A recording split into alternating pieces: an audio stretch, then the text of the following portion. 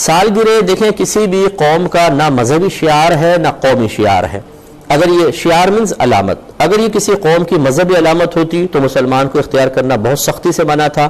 اگر قومی علامت ہوتی اسی قوم کے ساتھ ہوتی تب بھی مسلمان کو اختیار کرنا منع تھا. لیکن یہ کسی قوم کا نہ قومی شعار ہے نہ مذہبی، یہ ایک ایسی رسم ہے جو عام طور پہ بہت ساری قومیں اختیار کیے ہوئے ہیں، لہذا سالگرہ منانے میں شرعاً کوئی حرج نہیں ہے. یہ جو بعض بیچارے جوش میں آ کر اپنی کم علمی کے ساتھ یہ فتوے جاری کرنا شروع کر دیتے ہیں کہ نبی کریم صلی اللہ علیہ وسلم نے ارشاد فرمایا کہ جو جس قوم سے مشابہت اختیار کرے وہ انہی میں سے ہے، ایسے جو بیچارے کم علم مبلغین ہیں ان سے میری گزارش ہے کہ پہلے اس حدیث کی شرح پڑھ لیں.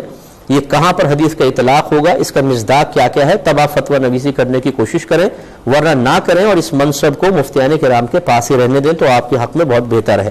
تو سالگرہ شرعاً بالکل جائز ہے. اس میں اگر کوئی ناجائز پہلو ہوگا تو وہ کوئی منکرات شرعیہ اختیار کیا جائے، مثلا عورتوں مردوں کا اختلاط ہو، ڈھول ڈھمکے ہو، ناچ گانا ہو رہا ہو، شور شرابہ ہے، پورے محلہ بیچارہ پریشان ہو رہا ہے، یہ امور منع ہیں. لیکن نفس سالگرہ منع نہیں ہے. اگر دو چار آدمی جمع ہوتے ہیں، کوئی شور شرابہ نہیں، کوئی غلط کام نہیں ہے اور کاٹتے ہیں اور ہیپی برتھ ڈے ٹو یو کہتے ہیں تو اس میں شرعاً کوئی حرج نہیں ہے. شریعت نے اس سے منع نہیں کیا، اور اگر کوئی کہتا ہے منع کیا تو لائیے قرآن و حدیث سے ثبوت لا دیجئے. میں بھی یہاں ہوں، آپ بھی یہاں ہیں زندگی میں، ورنہ قیامت تک لا کر دے دیجئے، اور انشاءاللہ ہم یہ کہتے ہیں دعوے سے آپ قیامت تک لا نہیں سکتے ہیں.